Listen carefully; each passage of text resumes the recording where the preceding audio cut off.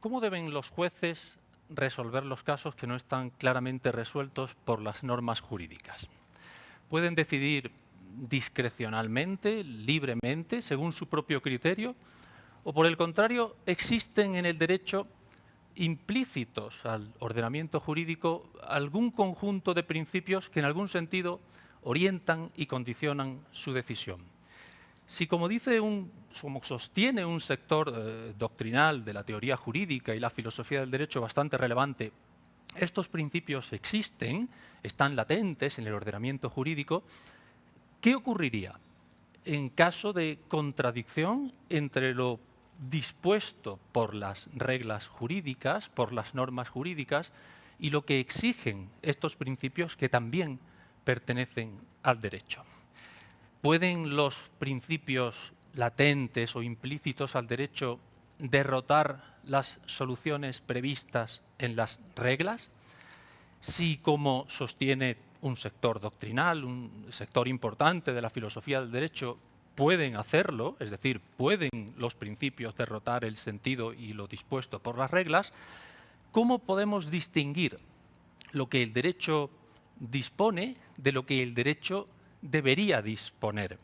Porque en un ordenamiento jurídico compuesto por principios que pueden derrotar las previsiones normativas de las reglas, no es fácil distinguir entre lo que el derecho de hecho dispone y lo que el derecho debería disponer para ser justo. ¿Por qué? Permítanme que se lo explique en pocas palabras. En el caso de los principios, este tipo de norma jurídica un tanto singular, su contenido normativo, originariamente indeterminado, es indeterminable sin considerar qué es lo que deberían disponer. Pongamos un ejemplo. Supongamos un principio que nosotros consideramos está implícito al derecho a la libertad de expresión, sea el caso del principio del pluralismo informativo. Supongamos que entendemos que este principio está implícito en un ordenamiento jurídico. ¿Qué dispone el ordenamiento jurídico? ¿Qué dispone el principio que nos orienta, que nos vincula a garantizar el pluralismo informativo? No podemos determinar el contenido de ese principio porque no está expresamente determinado en el ordenamiento jurídico. Y la única manera de hacerlo es considerando qué debería disponer ese principio, qué debería disponer el pluralismo jurídico para verse plenamente realizado. Es decir, lo que el principio dispone no es distinto, sino que es exactamente lo mismo de lo que debería disponer. Si el derecho está formado por principios que en algún sentido lo ordenan a lo que debería disponer y si los principios pueden derrotar lo establecido por las reglas, el derecho pudiera parecer que no dispone nada que pueda anteponerse a lo que debería disponer. Es por esto que un sector también relevante de la filosofía jurídica ha considerado que las soluciones a las que yo he dado con anterioridad, a las preguntas que he formulado, tienen más inconvenientes que ventajas, son una fuente importante de problemas. Si respondemos a las preguntas anteriores del modo en que yo he respuesto, no parece fácil poder seguir sosteniendo que el juez, por ejemplo, está sujeto a lo que el derecho dispone, porque, insisto, en un derecho del que forman parte principios, el derecho, en cierta manera, dispone lo que debería disponer. En esas condiciones, distinguir el derecho de la justicia, como repetidamente se nos ha dicho que son cosas distintas, no parece fácil.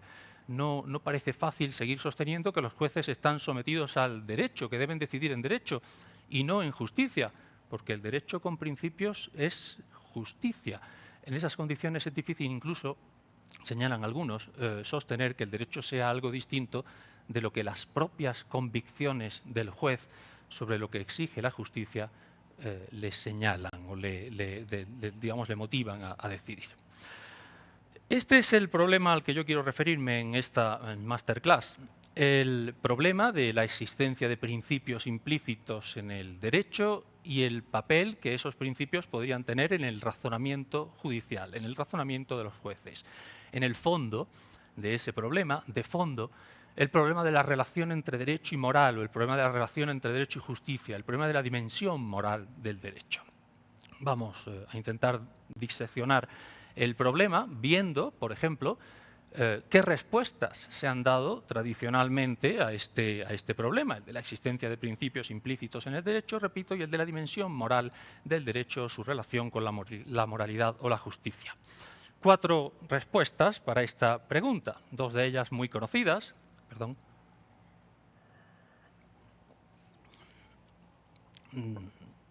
Dos de ellas muy conocidas, que son la respuesta jus naturalista y la respuesta jus positivista, a las que me voy a referir brevísimamente. Una tercera, también conocida, novedosa, más novedosa desde luego que las anteriores, que es la respuesta neoconstitucionalista o post-positivista, a la que me referiré también con un cierto detenimiento. Y por último, una propuesta o una apuesta personal, un ensayo de respuesta un tanto personal a las preguntas antes formuladas. ¿Existen principios en el derecho? ¿Qué papel tienen estos principios en el razonamiento judicial? ¿Cómo responde el jus naturalismo a esta pregunta? A la primera pregunta, el jus naturalismo responde señalando que sí que existen principios en el derecho, porque el derecho está conceptualmente vinculado a la justicia. En consecuencia, cuando un juez se encuentra con un caso en el que la solución señalada por la norma le resulta insatisfactoria, le resulta cuestionable desde el punto de vista de la moralidad, este juez no solo puede, sino que debe matizar, debe corregir la norma, incluso ignorarla, para decidir de una manera justa, porque al decidir de una manera justa, al decidir en justicia, también está decidiendo en derecho. La respuesta jus positivista es radicalmente contraria, es justo la contraria. Para los jus positivistas el derecho es una cosa, lo que el derecho dispone es una cosa, lo que el derecho debería disponer para ser justo es una cosa completamente distinta. Los jueces deben resolver según lo que el derecho dispone y nuestras consideraciones morales o nuestras consideraciones éticas a propósito del valor o el mérito de esa decisión son un problema completamente distinto. Quizás en un caso muy difícil, quizás en un caso con unas dimensiones trágicas enormes, un juez no puede humanamente dar la respuesta que el derecho le indica que debe darle. Bueno, que haga lo que considere conveniente, pero en ningún caso estaría decidiendo jurídicamente, porque jurídicamente solo decide cuando resuelve conforme a lo que las normas establecen. El neoconstitucionalismo es la tercera teoría que vamos a analizar. Vamos a ver las respuestas que da a las preguntas anteriores. El neoconstitucionalismo intenta no dar una respuesta, o mejor dicho, se propone claramente no dar una respuesta jus naturalista, de corte jus naturalista, a las preguntas con las que iniciábamos esta masterclass. Intenta mantenerse en todo momento dentro de del marco de referencia del positivismo jurídico, pero a la vez intenta lograr la flexibilidad, la razonabilidad para el derecho que es característica de las soluciones jus naturalistas al problema planteado. Los neoconstitucionalistas, de momento los denominaremos así, los neoconstitucionalistas consideran que de manera necesaria el derecho no está vinculado a la justicia, pero que en un tipo de ordenamiento jurídico específico, en un tipo de Estado específico, los estados constitucionales, los ordenamientos constitucionalizados, sí que se produce esa vinculación. A partir de una constatación histórica, como es la promulgación a partir del final de la Segunda Guerra Mundial en numerosos países del mundo, de constituciones que siguen un patrón, tienen unas características bastante similares. Constituciones que reconocen amplias cartas de derechos, constituciones que se declaran, cuyos textos se declaran comprometidos con valores y principios morales claramente reconocibles. A partir de ese dato, de la generalización de este patrón de constitución, de este modelo de constitución, los constitucionalistas han llegado a afirman que en los ordenamientos constitucionalizados existen principios de justicia que permiten que el juez, en determinadas ocasiones, corrija, matice lo que las normas exigen para dar una solución que sea coherente a esos principios contenidos en la Constitución. Esta propuesta y esta teoría, bueno, pues imagino que es conocida por todos, porque es una teoría que ha tenido un gran predicamento en las últimas décadas, ha conocido tiene un prestigio indudable, son muchos sus seguidores, algunos detractores también. Lo que el neoconstitucionalismo o postpositivismo, como lo denominan algunos, viene a sostener, intento sintetizar brevemente, digamos, aquellas dimensiones de la teoría que nos interesan más a nosotros, es que a las constituciones de los estados constitucionales se ha incorporado un contenido normativo que era moral en origen. Ese contenido normativo moral en origen incorporado a las constituciones a través de los derechos fundamentales, implícito en los derechos fundamentales, es lo que permitiría al juez decidir de una manera equitativa, decidir de una manera razonable cuando las reglas del derecho no se lo permitiesen, sin incurrir en los vicios y en los problemas del iusnaturalismo, que son fundamentalmente pues, el colapso del ordenamiento jurídico en la moral, la disolución del ordenamiento del derecho en la justicia. Sin embargo, desde mi punto de vista, aquí tengo que ser crítico con el neoconstitucionalismo o postpositivismo, como se denomina a esta teoría. Desde mi punto de vista, el neoconstitucionalismo o el principialismo no logra evitar el problema que quería sortear, no consigue evitar la moralización del derecho. Es cierto que hay muchas variantes de neoconstitucionalismo. Hay variantes de neoconstitucionalismo y hay variaciones importantes en las tesis que sostienen los autores que lo promueven, dependiendo fundamentalmente de su, digamos, mayor o menor disposición al principialismo y la ponderación, es decir, dependiendo fundamentalmente de que consideren que el desplazamiento de lo exigido por las reglas para aplicar las previsiones que se siguen de los principios es una operación rutinaria, que los jueces deberían recurrir a ella pues de manera rutinaria, o por el contrario, como algunos autores sostienen, el profesor Manuel Atienza, por ejemplo, una operación más bien excepcional, una operación que solo debería llevarse a cabo en casos excepcionales, en casos reducidos y no de manera rutinaria. Los neoconstitucionalistas también discrepan entre sí a propósito del alcance de ese contenido moral incorporado a la Constitución. Hay algunos que son moderados, en el sentido en que consideran que el contenido moral que se ha incorporado a nuestras constituciones es un contenido relativamente reducido, es un contenido relativamente modesto. Los derechos fundamentales enumerados en la Constitución, los principios enumerados en la Constitución, en su significado más básico, más consensuado, en su contenido esencial, es la expresión que utiliza la Constitución española.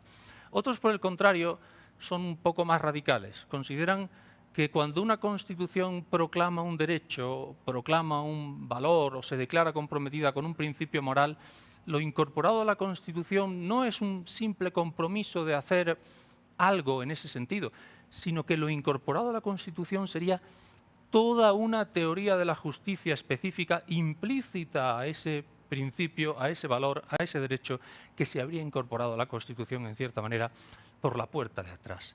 Al final, la moral implícita a un compromiso constitucional con un valor. Pongo un ejemplo.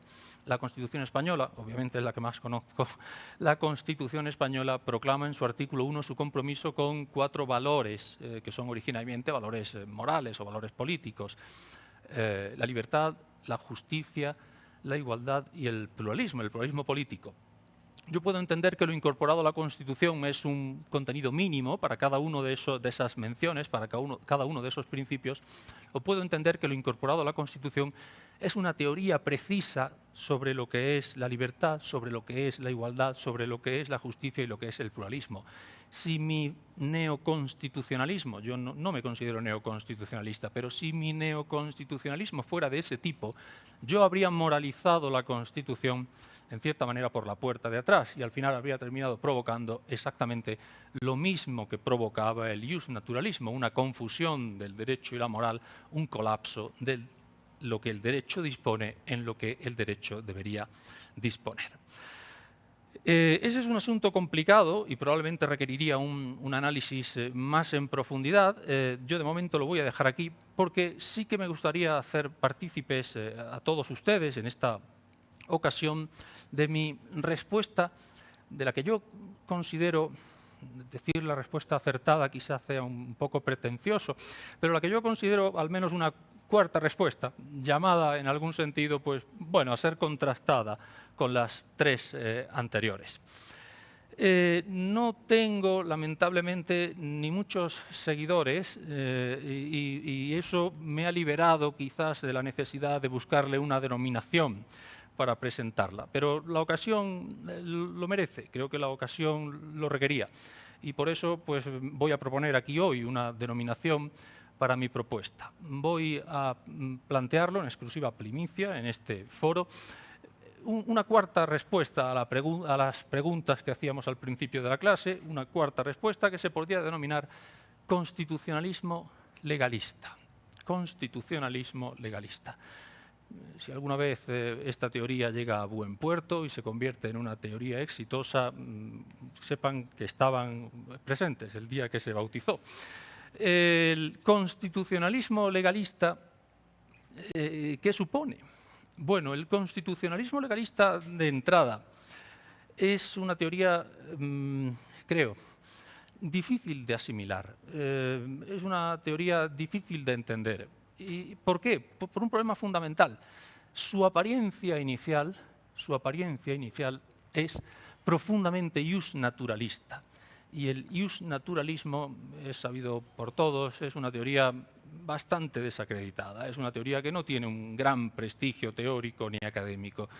Esta teoría, cuando yo la enuncie su tesis fundamental, ustedes la van a asociar inmediatamente al iusnaturalismo y probablemente eso generará también inmediatamente en todos ustedes un rechazo a todo lo que yo tenga que decir a continuación. Sin embargo, les voy a pedir un poco de paciencia porque aunque en apariencia iusnaturalista, la teoría termina siendo un fundamento, creo, un fundamento muy sólido para una concepción iuspositivista de la adjudicación, de la aplicación judicial del derecho y de la argumentación jurídica.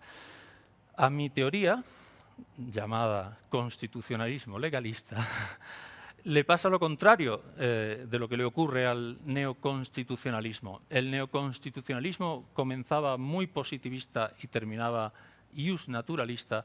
El constitucionalismo legalista comienza muy iusnaturalista, pero al final termina siendo marcadamente, sólidamente iuspositivista. ¿Y qué es lo que dice el constitucionalismo legalista?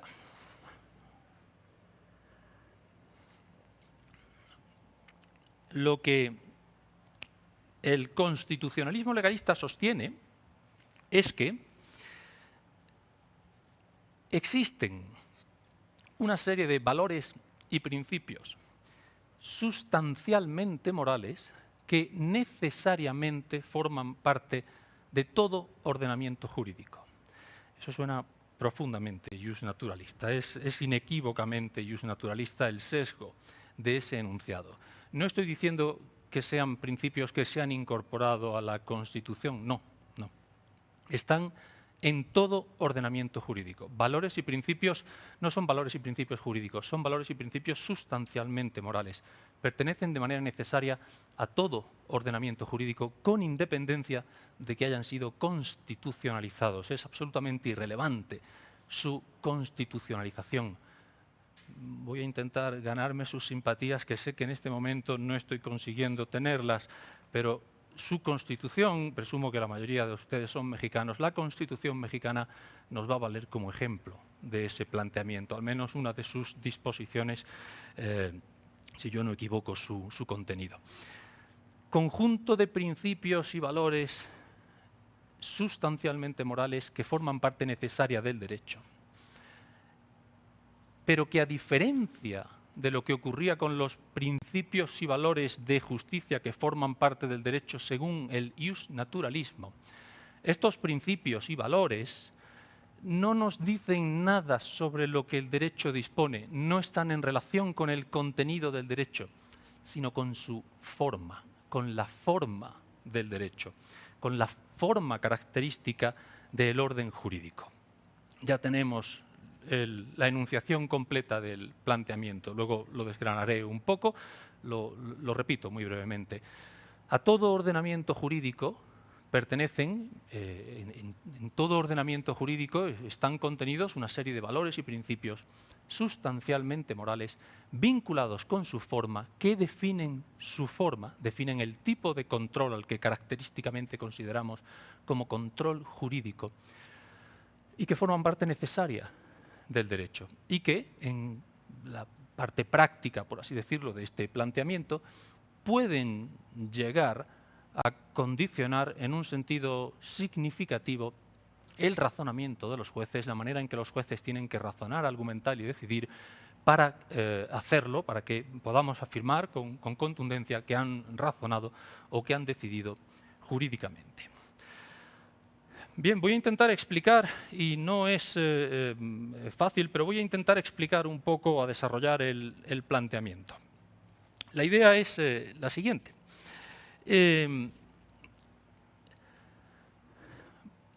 Supongamos que además de la constitución de cualquiera de los países en los que podemos vivir o de los que podemos ser nacionales, supongamos que además de las constituciones con mayúscula, existe una constitución, podríamos escribirla con minúscula, existe una constitución del derecho o una constitución del Estado de Derecho que define su forma. Para entender esta afirmación, para entender qué significa, digamos, cuál es la relevancia de esta constitución del derecho o constitución del Estado de Derecho, tenemos que tener en cuenta que no cualquier forma de organizarse las sociedades humanas, no cualquier forma de ejercicio del poder, no cualquier forma de gobernar es una forma característicamente jurídica. El derecho, yo en esto no me canso de insistir, el derecho no es sinónimo de acción de gobierno. O sea, no, todo lo que hace el gobernante, todo lo que hace el poderoso es derecho, lo haga como lo haga. Creo que ese es un error. Creo que ese es un error importante. No todo lo que hace quien gobierna a un grupo humano es derecho. No todo orden social es un orden jurídico. Hay muchos órdenes sociales, hay muchas maneras de gobernar que no son jurídicas, que no presentan la forma característica del derecho. Para que en una sociedad exista orden jurídico, para que una sociedad sea un Estado de Derecho, es necesario que la manera en que se relacionan sus miembros y la manera en que sus miembros se relacionan con quienes les gobiernan esté mediada por normas, por reglas. Si yo vivo en una sociedad y quien gobierna esa sociedad, el gobernante, llamémosle así, puede hacer conmigo y con mis conciudadanos en todo momento y en toda ocasión lo que le da la gana, lo que le dé la gana, si puede castigarnos pese a que hemos cumplido sus órdenes, si puede castigarnos hoy por algo que ha prohibido hoy, pero que nosotros habíamos hecho ayer, yo no diré que estoy siendo gobernado jurídicamente, yo no diré que en esa sociedad hay un Estado de Derecho, yo no diré que en esa sociedad hay un orden jurídico. Ahí lo que hay es pura arbitrariedad. Eso es un orden arbitrario, supuesto que sea un orden, eso es un orden social arbitrario. Para que exista Estado de Derecho es fundamental que lo que podemos hacernos unos a otros como miembros de un grupo humano esté establecido en reglas, en la forma de derechos y deberes.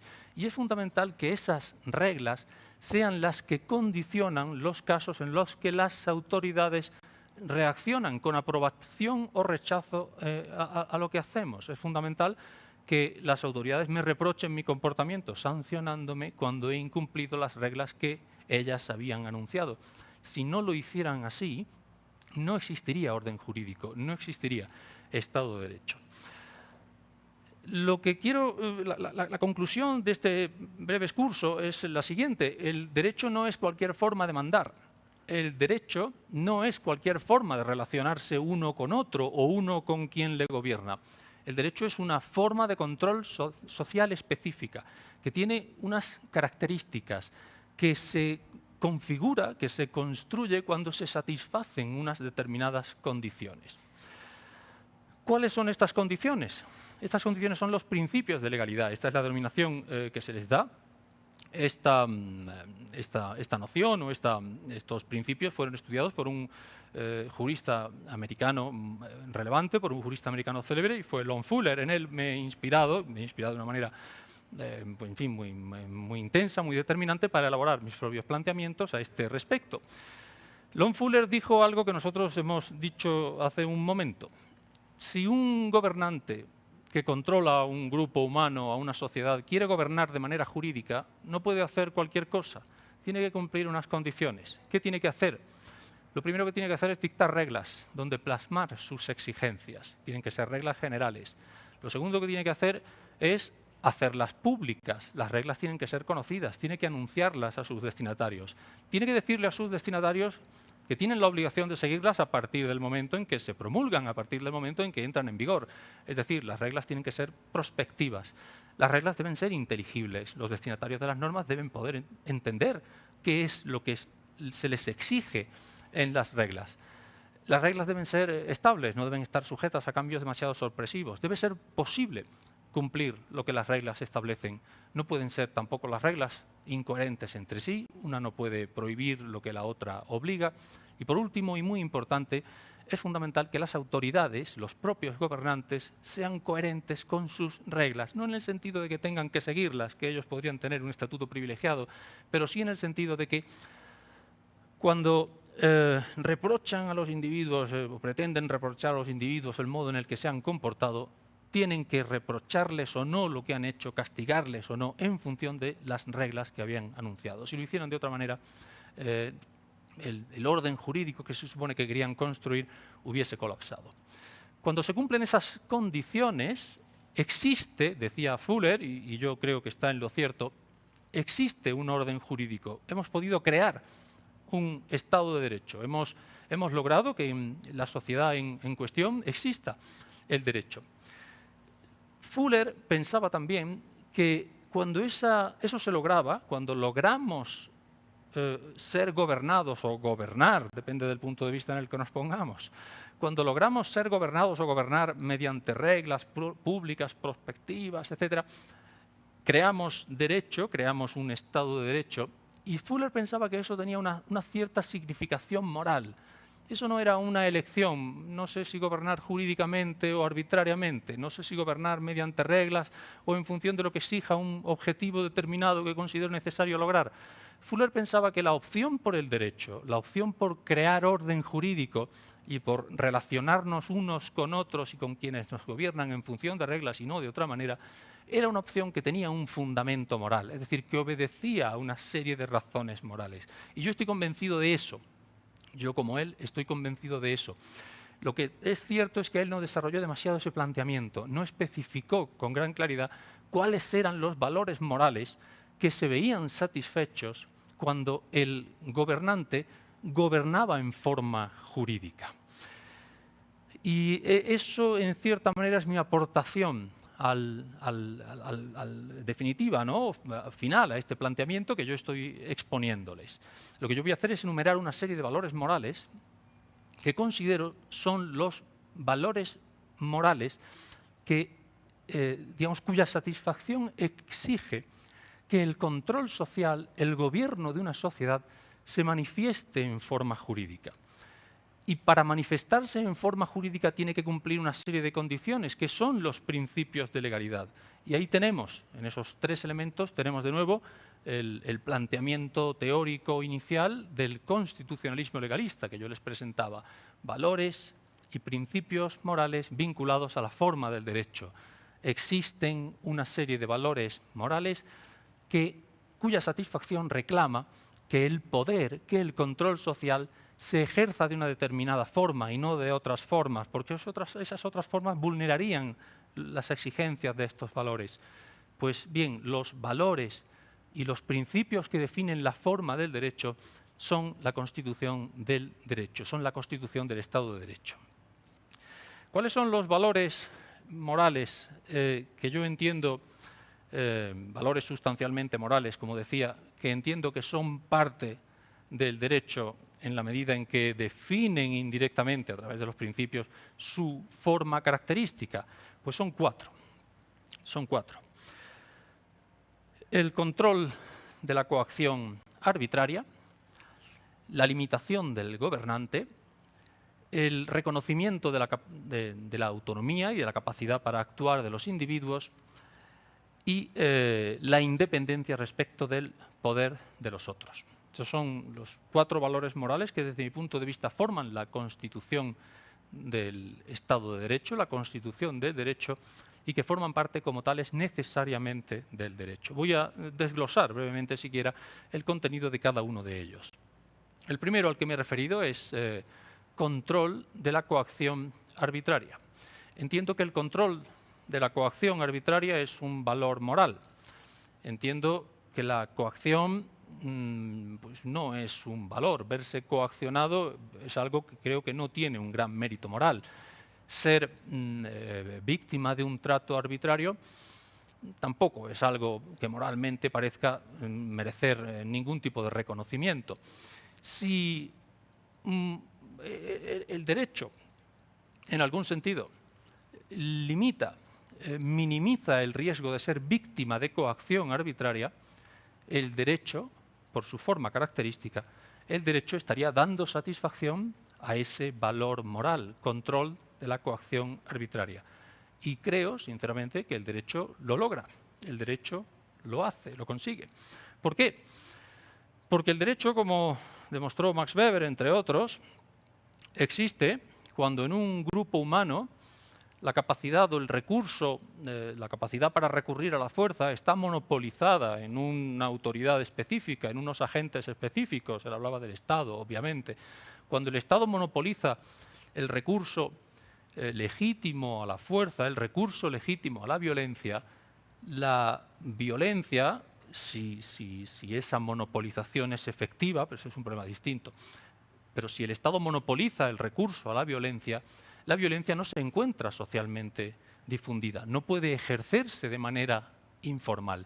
Si yo viviera en una sociedad donde cada uno pudiera realizar su derecho, cuando considerara que su derecho ha sido vulnerado y de la manera que considerara conveniente, no sé si viviría en un contexto muy conveniente o inconveniente, pero sé que viviría en un contexto que no sería un Estado de Derecho, no sería un orden jurídico. Imaginen la situación. Cada individuo en un grupo social puede realizar su derecho cuando estime que ha sido vulnerado por los métodos que considere convenientes. Eso no puede ser. Y si yo no me equivoco, creo que hay un artículo en la Constitución mexicana que lo veta, que lo prohíbe. Y me parece un acierto muy relevante, muy significativo. Nadie puede realizar su derecho libremente. ¿Por qué? Porque el recurso a la fuerza está monopolizado en manos de las autoridades. Debería estarlo, es lo deseable para que el derecho se constituya. La verdad es que es indiferente, habría sido indiferente que la Constitución mexicana hiciera esa mención a este monopolio necesario de la fuerza en manos de las autoridades o no, porque en la medida en que en México exista un Estado de Derecho, el principio tiene que cumplirse necesariamente. Creo que una demostración adicional del sentido de este principio se logra si tenemos en cuenta que la existencia del derecho en una sociedad significa que se han resuelto 2 problemas importantes. Uno, al que acabo de mencionar, la monopolización del recurso legítimo a la fuerza, y el segundo, su constitucionalización. En una sociedad existe Estado de Derecho cuando solo las autoridades pueden recurrir a la fuerza. Pero en una sociedad no existiría Estado de Derecho si las autoridades pudieran recurrir a la fuerza cuando ellas quisieran, según su arbitrio. Eso no tiene ningún sentido. Eso incluso sería peor que si la violencia estuviera socialmente difundida, ¿no? Porque, en fin, puestos a que cualquiera recurra libremente a ella, pues por lo menos que no haya un agente monopolístico. Pero el derecho, digamos, se logra definitivamente, se construye definitivamente cuando las autoridades monopolizan el recurso a la fuerza y cuando además solo recurren a la fuerza en función de unas condiciones específicas. ¿Cuáles son? Que se haya incumplido una norma previamente anunciada. Tenemos 2 problemas resueltos. El problema del orden social. La fuerza tiene que estar monopolizada en manos de agentes públicos, en manos de las autoridades, y las autoridades no pueden hacer un uso discrecional de la fuerza, solo pueden aplicar un acto de fuerza a un individuo, solo pueden castigarlo o sancionarlo cuando el individuo haya incumplido una norma. Si no la ha incumplido, evidentemente lo que corresponde es dejarlo en paz, porque ha hecho lo que debía. Donde existe, donde estas dos condiciones se cumplen, la posibilidad de recurrir, la posibilidad de ser víctima de coacción arbitraria se reduce. Si yo vivo en un Estado de Derecho, en principio, si es un Estado de Derecho mínimamente sólido, mínimamente eficaz, normalmente no seré víctima de actos de violencia por parte de mis conciudadanos. ¿Por qué? Porque la violencia está monopolizada en manos de las autoridades. Y en segundo lugar, sé que las autoridades no van a actuar arbitrariamente con ese poder que han acumulado, no van a hacer un uso arbitrario de ese poder, sino que solo lo van a desplegar sobre mí o sobre otros individuos cuando hayamos incumplido una norma que ellos previamente habían anunciado y que previamente nos habían dicho que su incumplimiento tendría aparejada la imposición de algún tipo de... Es decir, que ese acto de violencia que he padecido ha sido fruto de una arbitrariedad, porque estaba anunciado, estaba en una regla, me dieron la posibilidad de no haberlo padecido y pese a todo, por las razones que fuesen, pues bueno, pues yo hice algo improcedente. No estaré conforme, pero no he sido objeto de arbitrariedad. Luego, parece que donde hay Estado de Derecho, repito, se reduce la posibilidad de ser víctima de violencia, se reduce la posibilidad de ser víctima de arbitrariedad. Si el Estado de Derecho, si el orden jurídico, si el derecho realizan ese objetivo, están dando satisfacción a un valor: control de la violencia arbitraria. Segundo, limitación del poder.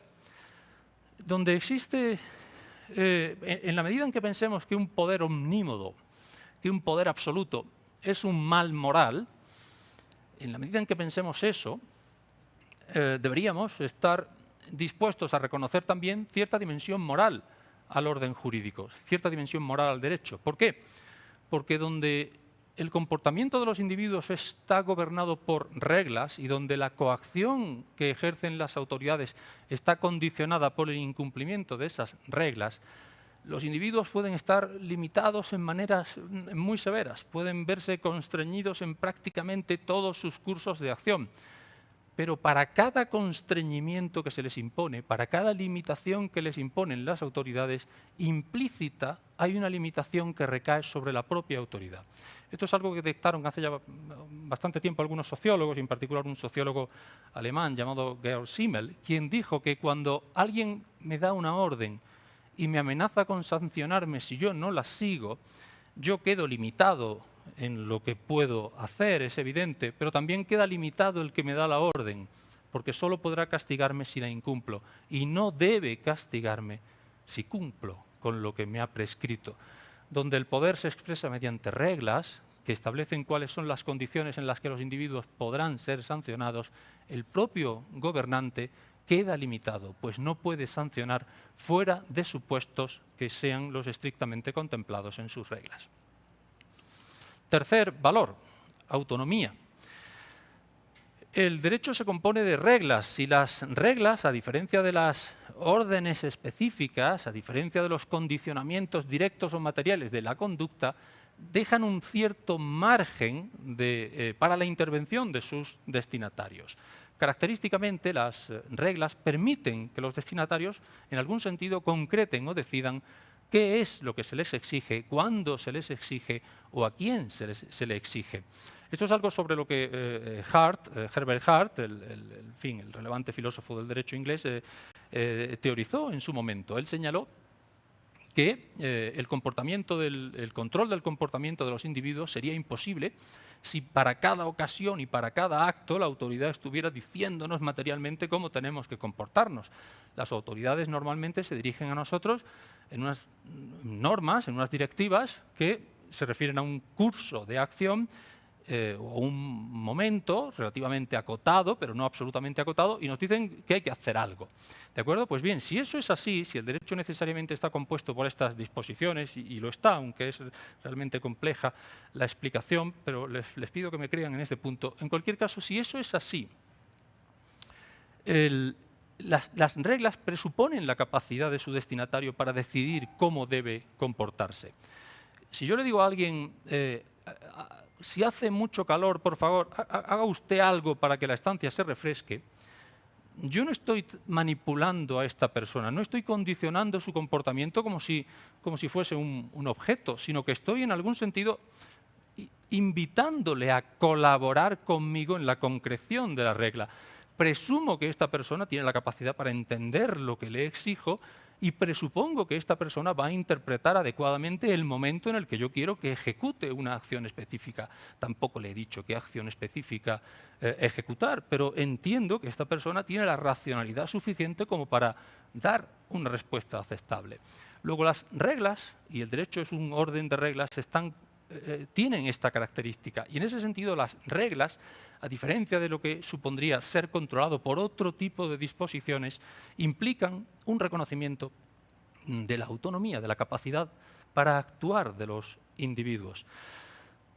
Quizá para terminar de entender este tercer valor, que es un poco complejo, imaginen lo que sería que nuestro comportamiento fuese condicionado por las autoridades, como parece ser que se está condicionando el comportamiento de los coches autónomos. Si nos pudieran configurar de esa manera, actuaríamos de la manera que la autoridad pretende, pero nunca, nunca estaríamos diciendo que cumplimos sus reglas, porque no tenemos ningún margen de autonomía para en algún sentido especificar lo que se nos exige. El cuarto y último valor es el de la libertad. Libertad entendida como independencia frente al control arbitrario de los otros. En un Estado de Derecho, los individuos no dependen, los sujetos a reglas jurídicas no dependen de la voluntad arbitraria de nadie, no dependen de la voluntad arbitraria del legislador, porque dependen de su regla. En el momento en que se legisla, se coloca la regla entre la voluntad de quien la dio y su destinatario. Y uno ya no depende de la voluntad del legislador, depende de su regla.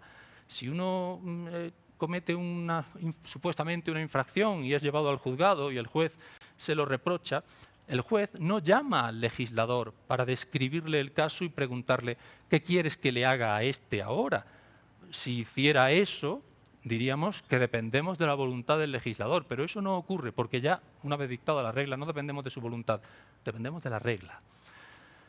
Pero además, en un Estado de Derecho, uno no debe depender de la voluntad de nadie y tampoco debe depender de la voluntad del juez que juzga si ha cumplido o incumplido una regla. Y esto es algo más difícil de lograr, pero se puede, es posible. Si a mí me reclamase la autoridad judicial por un supuesto incumplimiento de una ley y llevado a presencia del juez, cuando yo quisiese justificar mi comportamiento, el juez inmediatamente me retirara el uso de la palabra y me dijese no, usted aquí no tiene nada que decir, o usted aquí puede decir lo que le dé la gana, pero me da igual porque yo la decisión la tengo tomada y es absolutamente insensible a sus razonamientos, yo llegaría a la conclusión de que el juez me está tratando de manera arbitraria. Le diría al juez, pensaba que vivía en un Estado de Derecho y resulta que vivo en un Estado donde dependo de la arbitrariedad de los jueces. Y eso no es tampoco un Estado de Derecho. Hay que lograr que lo que ocurre en el proceso judicial no sea conceptualmente equivalente a lo que ocurriría si los jueces pudieran decidir arbitrariamente sobre los sujetos que son llevados a su presencia. Y para lograr esto, pues hay que satisfacer dos condiciones, que son que los acusados o quienes tienen una pretensión jurídica tengan la posibilidad de exponer ante el juez los hechos y los argumentos que consideran relevantes y que, por ejemplo, desde su punto de vista demuestran que no habrían incumplido la regla. Y, por otra parte, hay que hacer que el juez sea considerado con esos argumentos. Luego, no quiere decir evidente esto que los tenga que aceptar por el mero hecho de haber sido formulados. Eso sería absurdo. Pero no puede estar cognitivamente cerrado a las argumentaciones de las partes si las argumentaciones de las partes son relevantes.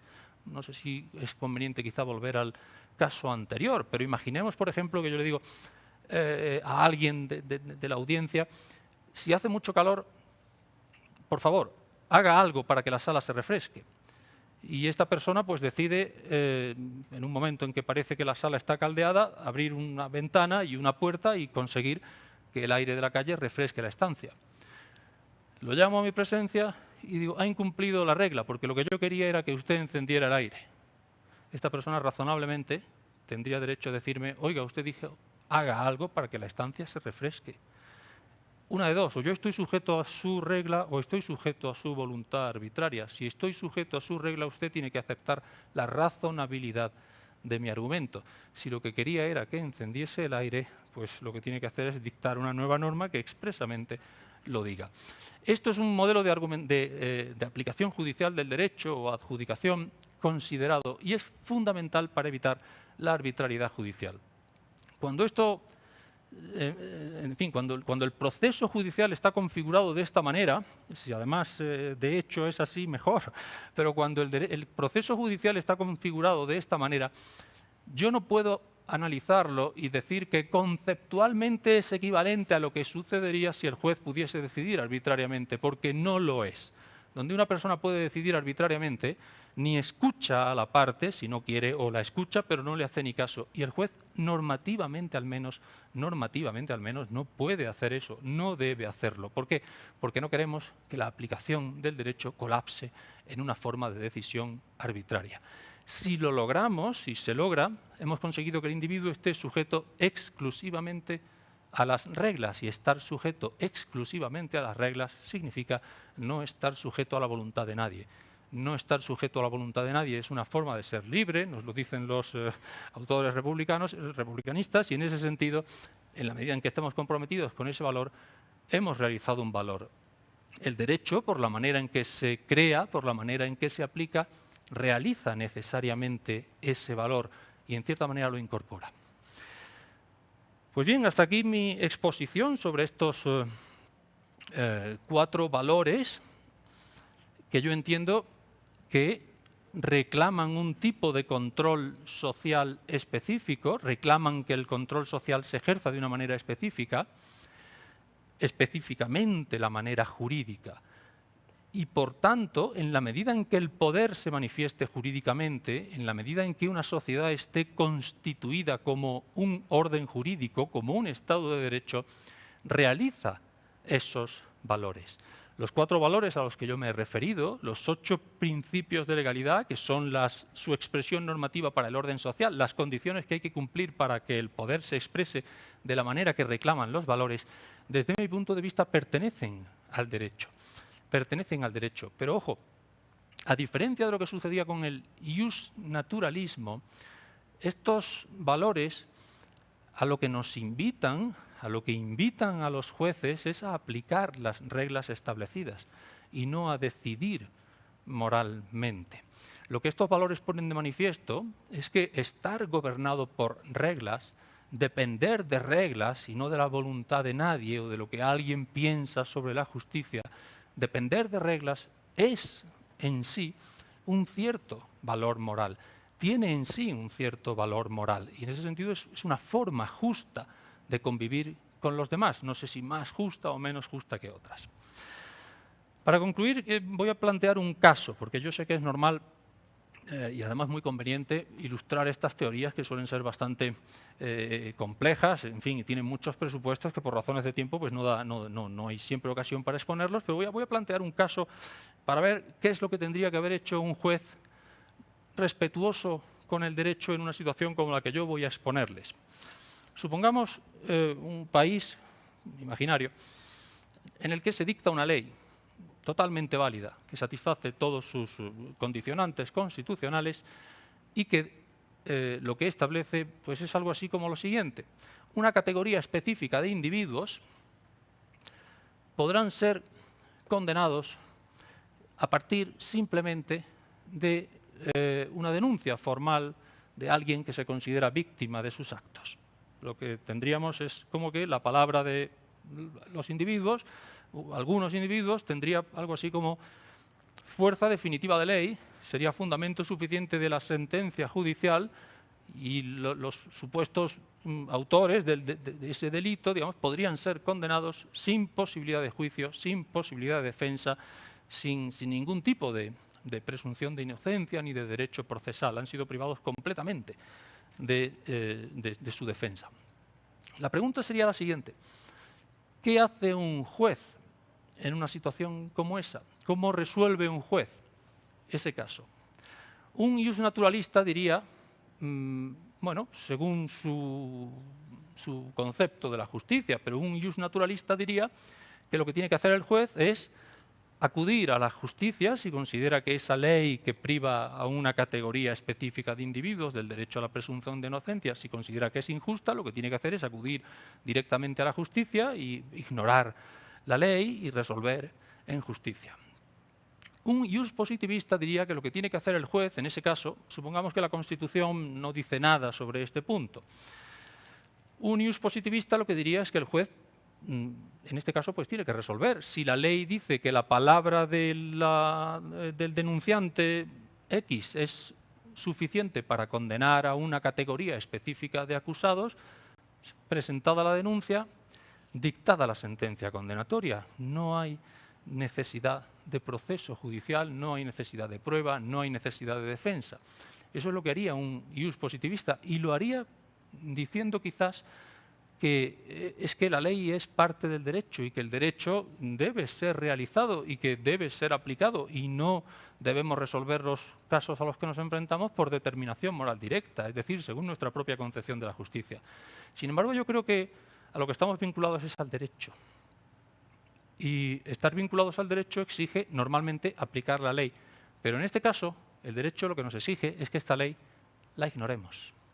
Porque esta ley es la negación absoluta del derecho. Esta ley lo que hace es sacar del Estado de Derecho a un grupo específico de individuos, esos que pueden ser condenados sin juicio porque alguien lo ha dicho. ¿De quién dependen esos individuos? ¿De quién depende que esos individuos sean castigados o condenados? De la voluntad arbitraria de quien puede condenarles. No dependen de lo que disponen las reglas, no dependen de la ley, no depende de su ajuste con una norma previamente anunciada. Dependen completamente de la voluntad de alguien. Lo que esa ley ha hecho, pese a ser una ley en un sentido formal, es cancelar el Estado de Derecho, es suprimir el Estado de Derecho para una categoría específica de individuos. Y si queremos a un juez comprometido con el derecho, lo que ese juez tiene que hacer en ese supuesto es ignorar esa norma. Una advertencia final, por si alguien se siente tentado, ojalá que no se dé el caso, y ojalá que no sea el caso de que nunca se dicten leyes con ese contenido. Pero una cuestión importante, cuando yo hablo de juez, lógicamente hablo de juez en un sentido conceptual. No, la pregunta no es ¿qué tiene que hacer alguien que ocupa un cargo con un estatuto jurídico específico, con un estatuto profesional específico, ante una situación como esa, si no quiere ser suspendido de su cargo, si no quiere perder la profesión que ejerce, en este caso la de juez. Eso es una pregunta. Pero la pregunta que a mí me interesaba es la pregunta conceptual. Es decir, ¿qué tiene que hacer esa persona que es juez con mayúsculas, por así decirlo, para seguir siendo juez en un sentido conceptual? En un sentido conceptual, lo que tiene que hacer el juez es garantizar la integridad del Estado de Derecho. La integridad del Estado de Derecho se logra aplicando las reglas, aplicando las normas, absteniéndose de recurrir a la moralidad para resolver directamente desde la moralidad los casos. Y muy excepcionalmente, la integridad del derecho lo que exige en casos de leyes como esta es su marginación, su suspensión. Nada más, muchas gracias.